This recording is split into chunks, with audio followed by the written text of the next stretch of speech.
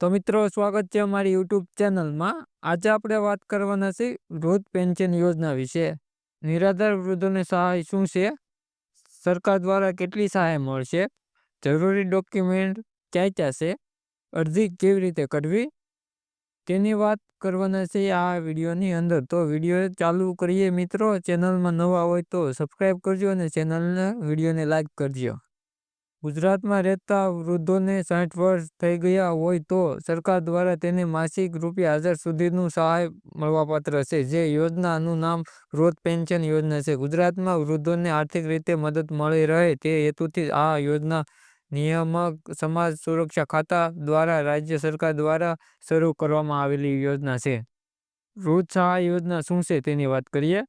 આ યોજના નિરાધાર વૃદ્ધો માટે એક અસરકારક નીવડે છે અને આર્થિક મદદ મળી રહે છે. તે હેતુથી રાજ્ય સરકારે વૃદ્ધ સહાય યોજના શરૂ કરી છે અને વૃદ્ધોને પેન્શન સ્વરૂપે આ યોજનાનો લાભ મળે છે. તેમજ આ યોજનામાં સરકાર દ્વારા માસિક પેન્શન 700થી વધારીને 1000 સુધી આપવામાં આવે છે.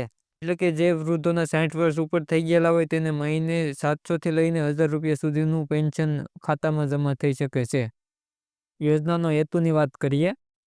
આ વૃદ્ધ પેન્શન યોજના થકી ગુજરાતમાં નિરાધાર વૃદ્ધો લોકોને આર્થિક રીતે મદદ મળે અને તેઓ પણ પોતાની રીતે પગભર રહીને જીવન પસાર કરી શકે તે હેતુથી આ યોજના શરૂ કરવામાં આવી છે. તેમજ તેઓને પણ આર્થિક રીતે ભૌતિક સગવડ મેળવી શકે અને સારી રીતે જીવન જીવી શકે તે હેતુથી યોજના શરૂ કરવામાં આવેલી છે. આ યોજનાનો લાભ કોણ લઈ શકે તેની વાત કરીએ.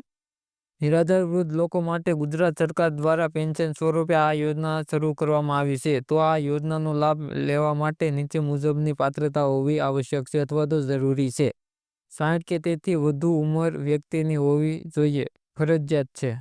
21 વર્ષ કે તેથી વધુ ઉંમરનો પુત્ર ન હોવો જોઈએ અથવા તો છોકરો ન હોવો જોઈએ. ઓછામાં ઓછા 10 વર્ષથી ગુજરાતમાં રહેતો હોવો જોઈએ વ્યક્તિ. અરજદારની વાર્ષિક આવક ગ્રામ્ય વિસ્તારની અંદર 1,20,000 અને શહેરી વિસ્તારમાં 1,50,000 કરવાથી વધુ ન હોવી જોઈએ. જો અરજદાર દિવ્યાંગ હોય તો 75% અને તેથી તેની ઉંમર 45 વર્ષથી વધુ હોય તો પણ તે અરજી કરી શકે છે. એટલે કે દિવ્યાંગ વ્યક્તિ હોય તેને 60 વર્ષની ઉંમર નહીં પણ 45 વર્ષની ઉંમર પણ તે અરજી કરી શકે છે. જે 75%થી વધારે દિવ્યાંગતા ધરાવતો હોય તે વ્યક્તિ. 60થી વધુ વય ધરાવતી દંપતીને બંનેને પણ આ યોજનાનો લાભ મળવાપાત્ર છે. એટલે કે બે પતિ પત્નીને સરખો લાભ મળવાપાત્ર છે 60 વર્ષથી વધારે ઉંમર હોય તો. આ યોજના માટે મળવાપાત્ર લાભની વાત કરીએ.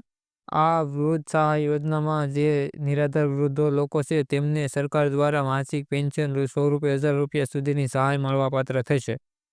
80 કે તેથી વધુ ઉંમરના વ્યક્તિને પણ માસિક 1250 મળવાપાત્ર રહેશે. આ યોજનામાં વૃદ્ધ દંપતી બંનેને સહાય મળી શકે છે. વૃદ્ધ સહાય યોજનાના ડોક્યુમેન્ટની વાત કરીએ. આધાર કાર્ડ, રેશન કાર્ડ, ઉંમરનો પુરાવો, આવકનો દાખલો, જાતિનો દાખલો, બેંક પાસબુક, દિવ્યાંગતા અંગેનું પ્રમાણપત્ર, પાસપોર્ટ સાઇઝનો ફોટો. અરજી ફોર્મ કેવી રીતે ભરવું તેનો વિડીયો નીચે આપેલી લિંક પરથી તમે જોઈ શકો છો.